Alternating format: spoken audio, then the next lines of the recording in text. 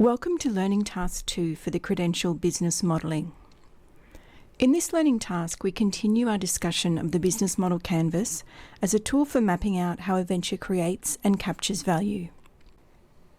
In Learning Task 1, we looked at the right-hand side of the business model canvas, which is focused on unpacking what customers want and what we need to have in place to optimise the desirability of our products and services. In this learning task, we turn our attention to the left side of the business model canvas to investigate the various resources that we will need to make the right-hand side possible and how we might structure these resources. That is, how feasible or how possible is our business model. There are 4 sections on the left-hand side of the business model canvas. Firstly, our key resources, which is the key assets owned by the company or that exist in-house. Our key partners, which are the relationships you have with other providers. Key activities, the essential things you must do to sustain the business model. And cost structure, which are the key things that you need to pay for in order to keep the business model working. Let's dive deeper into each of these. The main thing to remember about key resources is that they are the things that you have in-house that your business model relies on. This is distinct from key partners, which are resources that you access outside the venture. There are 4 types of resources. Firstly, physical resources. This includes anything like office space, factories, equipment, and input materials that make the venture function or can be used to create value. Financial resources.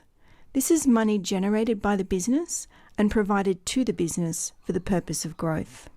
Human resources, which is labour provided to the venture, and intellectual resources, which are non-tangible assets that can be leveraged for growth. Key partners.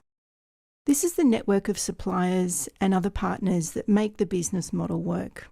Again, note that the distinction between key resources and key partners is that resources belong to the venture, whereas key partners provide resources to the venture. There are 4 different types of partnerships. Firstly, there's what we call buyer-supplier relationships. So this is typical outsourcing. So you might think of the relationship between Apple and its manufacturing partner Foxconn, or any type of outsourced accounting or legal services that a venture might get. Strategic alliances between non-competitors. So this is things like geographic licensing, where you might get the intellectual property from another country and be able to use that intellectual property in Australia. Similarly, the relationship between iTunes and record companies can be considered a strategic alliance. Thirdly, there's what's known as co-opetition. This is strategic partnerships between competitors. So if you've ever seen something like Fashion Week, you'll have different fashion houses coming together in a non-competitive, competitive environment. And also the invention of the Blu-ray was actually a co-opetition arrangement between a bunch of different technology providers. They actually came together to co-create that product because they knew they couldn't do it on their own and it was going to be too expensive to do it on their own. And finally, we have joint ventures, which is where 2 different entities come together to actually create a new venture. So some examples of this are the Google Earth platform, which was a joint venture between Google and NASA, and a joint venture between McDonald's and the CITIC company in China, which actually introduced McDonald's into China because they had very deep knowledge of the Chinese market. So why might you want to partner? There's several different reasons. Firstly, it might be in your interest in terms of optimization and economy of scale. This enables you to work with others who are better at something than you are. So, for example, in the case of outsourcing your legal services, legal knowledge may not be something that you have in-house, so it may be cheaper and more efficient to actually get that from someone whose expertise are in that area. This allows you to reduce the costs of having it in-house and to be able to share infrastructure across the different partners.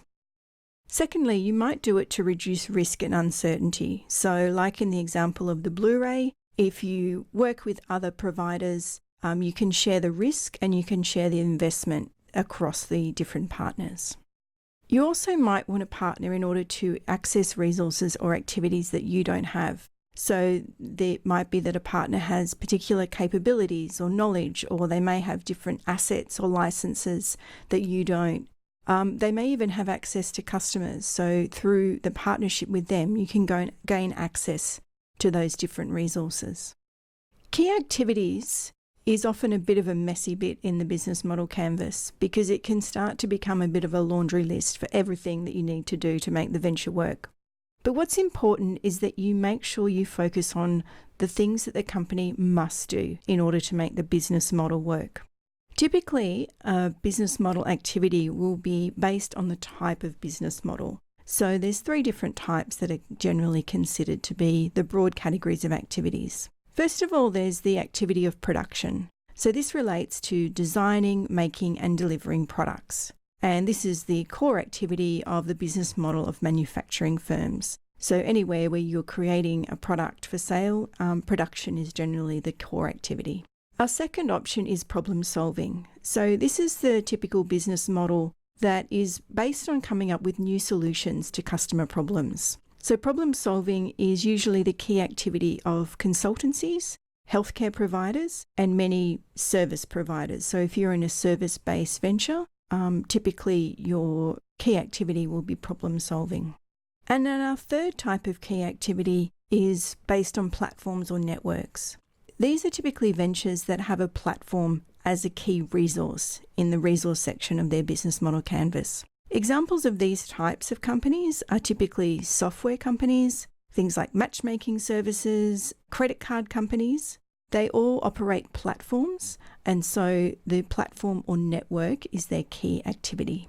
So when you're thinking about what your key activities might be, the key question of your business model shouldn't be what do we want to do or what do we need to do, but rather what is going to put us out of business if we don't do it. It's really easy to get lost in the detail of all the various activities required to start and run a venture. And thinking back to our analogy of a business model as an engine, you can think of key activities as the fuel that drives the engine. You want to make sure you have the right blend of fuel to make your engine run efficiently. So here are some generic types of activities. A good way to approach thinking about your key activities is to go back to your value propositions and your customer segments. What are the essential activities that need to be done to deliver your value propositions to your customers?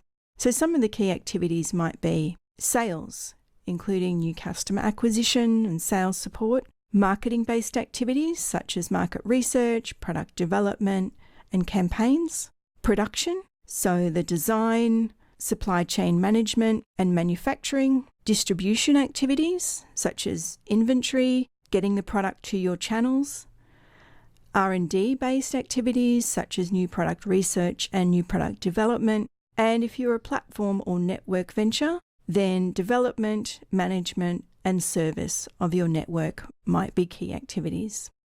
And finally, our cost structure. This is our most important costs in order to operate our business model. So again, like with our activities, we can sometimes get lost in the detail of this, but this is where you're going to be identifying the major costs. So either in terms of the dollar value or in terms of the criticality of them to your business model. In thinking about your costs, bear in mind that as a venture, you can be cost-driven or you can be value-driven. Cost-driven ventures aim to minimize all their costs in order to drive down their own expenditure and often to drive down their revenues by competing on price. Typically, this means that they are driven by volume of sales. Examples of cost-driven ventures include low-cost airlines and the fast fashion industry. In contrast, value-driven ventures focus on maximizing customer value. This is more common in the luxury goods markets, where price is less of a concern to customers. Keep in mind, though, that most ventures will operate somewhere between the two, and it's worth considering where your venture sits along the spectrum, in particular in reference to the key motivations of your customers. There are 4 characteristics of costs. Firstly, we have fixed costs. These are costs that don't change with the volume of production. So things like your salaries of your staff and the rent, it won't matter how many goods you produce, they're unlikely to change. Variable costs are ones that vary in proportion to production. So this is really important in any kind of manufacturing industry because the amount of materials that you use in the production of your goods will vary based on the amount that you make. So for example, if you are in the fashion industry and you make clothing, then the amount of fabric that you use will vary in proportion to how many garments you produce. There's also economies of scale. So this is advantages that come with size. So particularly when you're starting out as a venture, often you won't be able to order in bulk from your suppliers. But as you grow, you might be able to get discounts based on the volume that you purchase. And lastly, we have economies of scope. So these are advantages that come with as you grow. So some examples of this is when you first launch, you may only have one product and you may have a very small or potentially non-existent customer base. But as you grow that customer base, you then are able to market your new products and services to that existing customer base, and you don't have to grow them from scratch again. So this is an example of scope that grows as you grow. So that covers off our left-hand side of the business model canvas. So now it's over to you to identify what the key resources, partners, activities, and cost structure for your venture will be. And after you've completed both sides of your BMC, use this slide to review and check you haven't missed anything. Keep in mind, though, that our next learning task will be focused on testing and validating your business model. So think of this version of your business model canvas just as a draft sketch. So starting with your value propositions, can you answer each of these following questions? Firstly, which of your customers' problems are you trying to solve? Which customer needs are you satisfying? And what are the core features of your product that match customers' problems and needs? And finally, turning to your customer segments, who are your most important customers? What are their archetypes?